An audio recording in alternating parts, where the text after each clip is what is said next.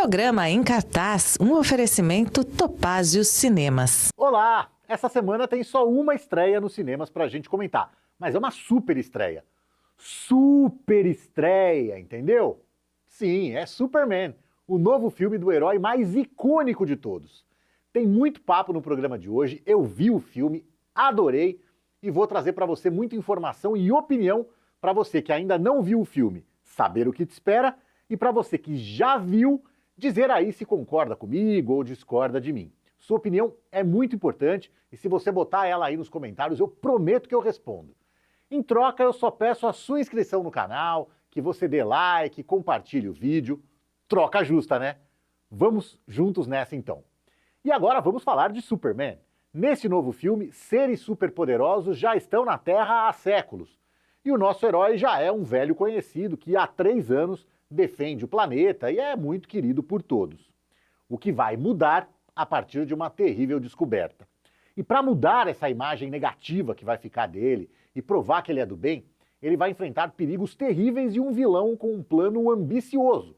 Mas vai contar com isso, com a ajuda de amigos, do seu grande amor, de outros heróis e até de um super cachorro. Antes de chegar a esse filme do Superman, vamos traçar um breve panorama do estado de coisas na Warner, que é a dona da DC e desse universo cinematográfico, para tentar entender passado, presente e futuro da marca. Eu vou tentar ser ainda mais breve no que se refere ao passado. A partir de 2008, lá do outro lado do muro, a Marvel fez um excelente trabalho em planejar e executar um universo integrado dos seus super-heróis no cinema. A fórmula incluía filmes individuais dos principais deles, como Homem de Ferro, Capitão América, Thor, além de filmes coletivos, como os dos Vingadores. Aí a Warner pensou assim, opa, eu também tenho um monte de heróis famosões, vou fazer igual. E ela resolveu começar logo pelo maiorzão deles, o Superman. Assim, em 2013, saiu O Homem de Aço, dirigido por Zack Snyder, com o desconhecido, seguindo a tradição do personagem, Henry Cavill no papel principal. Só que a DC, entendeu tudo errado a lição da rival. E além de demorar longos 3 anos para lançar o segundo filme desse universo, esse segundo filme era logo Batman vs Superman, A Origem da Justiça. O que tem 2 problemas. O primeiro é que ele já enfia na mistura o Batman e a Mulher Maravilha, que ainda não haviam sido apresentados. Segundo, que o filme é horroroso, né? Uma bomba chatíssima e até com momentos de humor involuntário. Aí, sabe aquela história do pau que nasce torto? Então, o chamado DCEU, ou DC Extended Universe, se desenrolou por mais 7 anos com um total de 16 filmes pra lá de irregulares. Se teve alguns ótimos momentos, como o primeiro filme da Mulher Maravilha, o primeiro do Shazam, o segundo do Esquadrão Suicida, e sim, o filme do Flash, que eu gosto. Por outro lado, teve equívocos, como o segundo filme da Mulher Maravilha, o segundo do Shazam, o primeiro Esquadrão Suicida e sim, o terrível Aquaman 2, que enterrou esse universo. Mas antes que isso acontecesse, a Warner resolveu botar ordem na casa de sua subsidiária DC. Trouxe da Marvel o diretor James Gunn, que tinha um moral imenso depois de ter transformado em sucesso um grupo de heróis série C dos quadrinhos, que são os Guardiões da Galáxia. Mas Gunn não viria para ser um mero diretor de filmes, função que ele exerceu na segunda tentativa de emplacar o Esquadrão Suicida nos cinemas, que foi a tentativa que deu certo.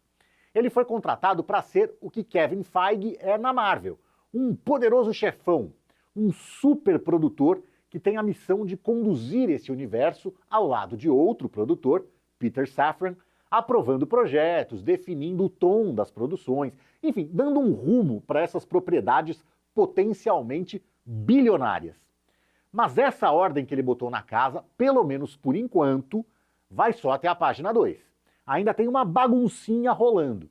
É que ainda não está totalmente claro o que vai ser aproveitado do velho DCEU no novo DCU, o DC Universe. O termo que eles estão usando é soft reboot, ou seja, vão começar tudo de novo, mas não tudo de novo. Algumas coisas vão ser reaproveitadas, outras esquecidas. Na coluna dos reaproveitados, temos Viola Davis como Amanda Waller, né, uma espécie de Nick Fury da DC. John Cena como Pacificador, o personagem que aparece no segundo Esquadrão Suicida e que ganhou série própria no Streaming Max com uma segunda temporada a caminho. E até, veja você, Xolo Mariduenha como Besouro Azul, depois daquele filme que tinha até a nossa Bruna Marquezine. O James Gunn disse que esse personagem seria reaproveitado. Eu duvidei na época, eu achei que ele só estava falando isso para não atrapalhar a bilheteria do filme, né, que estava estreando naquela época, mas que parecia que era uma cascata, mas parece que não é não. Parece que ele vai ser reaproveitado mesmo. Agora, a coluna dos que viraram pó é mais gordinha. Jason Momoa não será mais o Aquaman, embora ainda possa voltar como outro personagem, o Lobo. Deve voltar, aliás.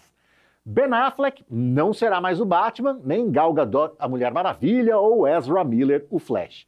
E claro, Henry Cavill não será mais o Superman. Mas eu falo sobre isso já já. Só que como fazer essa mudança? Como manter a coesão, deixando algumas coisas como estavam e alterando outras? Simples, com um caminho também adotado pela Marvel, o do multiverso. A partir do conceito de diferentes linhas temporais, diferentes realidades, dá para brincar de apagar aqui e pintar ali. Essa foi a função cumprida pelo filme do Flash, que, como eu disse antes, eu gostei, apesar dos efeitos especiais absoluta e inexplicavelmente indignos, para dizer o mínimo. Essa nova era começou no ano passado, com o lançamento na Max da primeira temporada da série animada Comando das Criaturas. Mas é claro que o início, para valer mesmo, aquele que todo mundo vai prestar atenção, é esse que nós estamos aqui reunidos para comentar hoje, que é Superman. Mais uma vez, esse foi o herói escolhido para começar tudo. Foi assim lá em 1978, quando não se faziam filmes de super-heróis e fizeram o dele com o icônico Christopher Reeve, definindo o papel para sempre em um marco gigantesco da cultura pop. Ao longo de praticamente toda a década de 80, ele era o único super-herói no cinema, com filmes em 1980, 83 e 87. Só em 1989 o Batman veio para tomar o lugar dele. E como eu disse antes, foi com Superman que a DC resolveu começar o seu universo compartilhado, lá em 2013. Então, o desafio agora era enorme. Talvez até por isso o próprio James Gunn chamou para si a missão de dirigir o filme. Afinal, né, estamos falando de uma figura que é praticamente o símbolo desse universo tão rico e mitológico que é o dos super-heróis. Se você fizer uma pesquisa e perguntar para um monte de pessoas qual é o primeiro super-herói que lhes vem à cabeça, grandes chances de a resposta ser Superman para a maioria delas. Até a composição visual é clássica. O sujeito alto, forte, imponente, capa nas costas, símbolo no peito e, claro, a cueca por cima da calça. O figurino pode até variar, como variou ao longo das diferentes versões cinematográficas do personagem. Só o que não pode mudar é a imponência. Mas não é só a questão física. Tem mais. Gunn queria um ator que trouxesse características como humanidade, bondade, compaixão e, não menos importante, disse ele, alguém em quem você quisesse dar um abraço. Depois de considerar e até testar várias possibilidades, como os pouco conhecidos Andrew Richardson e Tom Britney, Nicholas Hoult, de Mad Max Estrada da Fúria e dos filmes dos X-Men, e até Patrick Schwarzenegger, filho do Arnold, que também foi cotado para fazer o papel em 78, né, o Arnold, James Gunn acabou fechando com David Corenswet, que fez 32 anos essa semana agora, dia 8. Ele também não era lá o ator mais conhecido do mundo, mas tinha aparecido com destaque, ainda que como coadjuvante, no excelente terror Pearl e na boa aventura Twisters. Imponência física garantida, com 1,93 m, fazendo dele o Superman mais alto de todos, empatado com o saudoso Christopher Reeve, ele correu para a academia e ganhou 18 quilos de músculos. E eu vou te dizer, eu daria um abraço nele. E se ele é, aliás, o cara, né, o personagem título, não dá para esquecer da cara metade. A Lois Lane é um personagem que, mesmo em tempos ainda mais machistas dos que a gente vive hoje, sempre foi muito mais do que um mero interesse romântico, ou pior, né, a donzela em perigo. Ela é a personagem que ancora o balanço entre o ser superpoderoso e o lado humano desse alienígena.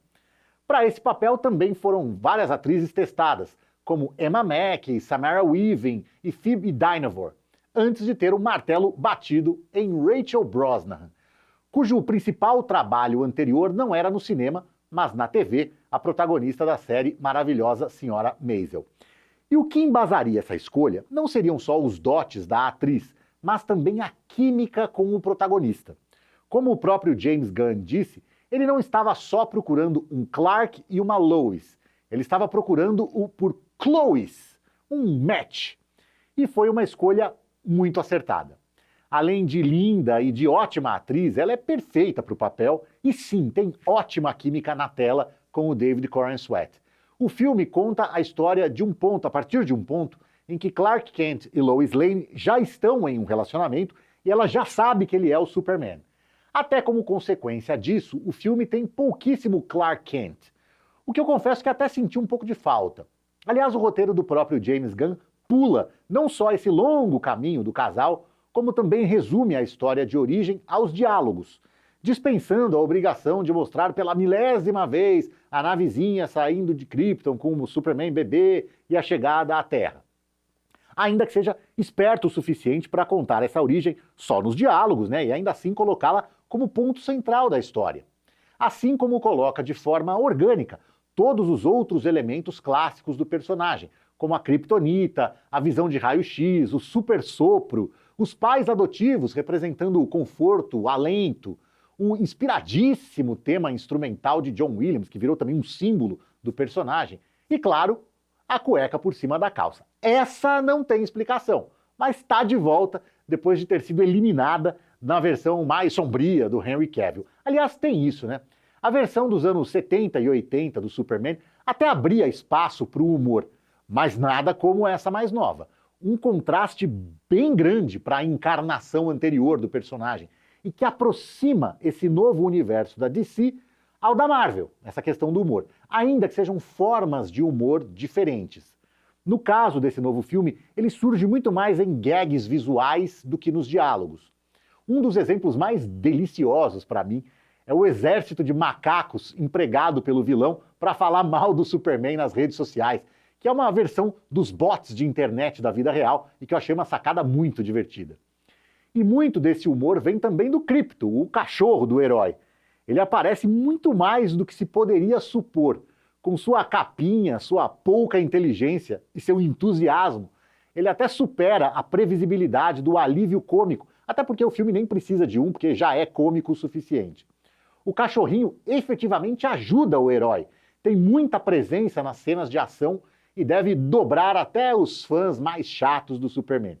Sim, porque se tem uma coisa que me saltou aos olhos do filme, foi essa coragem dos realizadores de fazer o filme nesse tom. Seria fácil voltar com um Superman sombrio, atormentado, sisudo, violento até, como o outro era. Muitos fãs iam amar. Mas um filme que precisa arrecadar pelo menos 700 milhões de dólares para ser considerado sucesso, que tem potencial de sobra para passar do bilhão, não pode só contar como fã dos quadrinhos, que precisa que o filme não contrarie a sua infância, que precisa que o filme tenha sangue para ele se sentir adulto assistindo o filme. É preciso atingir uma audiência muito maior que isso. E o humor e a leveza são sempre um ótimo caminho para chegar lá. Assim, quem apostava que James Gunn não se distanciaria muito do que ele fez em Guardiões da Galáxia e Esquadrão Suicida, ganhou a aposta. Vários elementos desses filmes dele são reconhecíveis em Superman, como a gangue disfuncional. No caso, a divertida Gangue da Justiça, que é formada pelo gênio Senhor Incrível, a destemida Mulher Gavião e o inacreditável Lanterna Verde Guy Gardner, com uma arrogância engraçada em mais uma interpretação certeira do ótimo Nathan Fillion, com cabelinho tigelinha e que é colaborador frequente do James Gunn. No outro lado, o lado dos vilões, o Superman encara forças poderosas e que representam uma ameaça real para ele, como a Engenheira e o Ultraman, que não é o Ultraman japonês que a gente conhece lá dos anos 70 e 80. Todos sob o comando do supervilão bilionário Lex Luthor, papel do já citado Nicholas Hoult, que além de teste para ser o próprio Superman, que eu mencionei antes, também tinha passado pelo processo seletivo para ser o Batman na versão que foi defendida pelo Robert Pattinson no filme de 2022. Agressivo, megalomaníaco e inconsequente, ele está totalmente no tom do filme, que é, acima de tudo, humano, principalmente quando ele se assume invejoso. Aliás, esse é outro ponto de coragem para se destacar no roteiro. A falta de vergonha de ter emoção, de ser um filme com um enorme coração, sem uma gota de cinismo, mas também passando ainda mais longe do que do cinismo, ele passa longe da pieguice. Um resultado que o roteiro entrega com uma simplicidade desconcertante, sem complicar o que não precisa ser complicado, sem excessos, absolutamente enxuto. É um filme que não perde tempo com bobagem e que dá função a todos os seus muitos personagens em uma abordagem inimaginável na versão escura do Zack Snyder, como o ótimo Jimmy Olsen, interpretado pelo Skyler Gisondo, e a divertida Eve Teschmacher, encarnada pela deslumbrante portuguesa Sara Sampaio. E isso sem abrir mão do contexto político. O grande motor da trama, que é a invasão de um país fictício militarmente poderoso contra uma nação oprimida, com toda a cara de Oriente Médio, é suspeitamente parecida demais com a tensão que a gente vê acontecendo hoje no Oriente Médio da vida real. Isso, entre outras coisas do filme, irritou a extrema-direita americana, que classificou o filme pejorativamente como super woke, e nem é. Mas a ligação com o mundo real para por aí. O universo desse Superman pode parecer muito parecido com o nosso, mas não é. E demora um pouquinho até para você se acostumar com o modo como as coisas funcionam.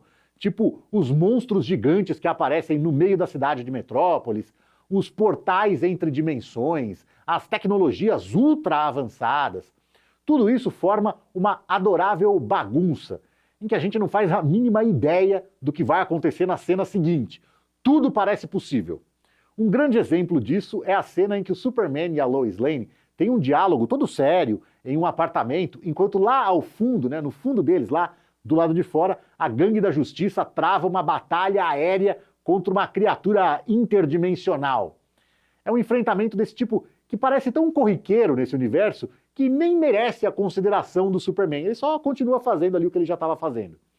Juntando tudo o que a gente encontra, é uma delícia de filme que abraça o absurdo, que tem muita aventura, personagens cativantes, tensão, mas mais humor do que tensão, excelentes cenas de luta, surpresas incríveis e um ponto de partida bastante promissor para o universo da DC nos cinemas. Parece que agora vai.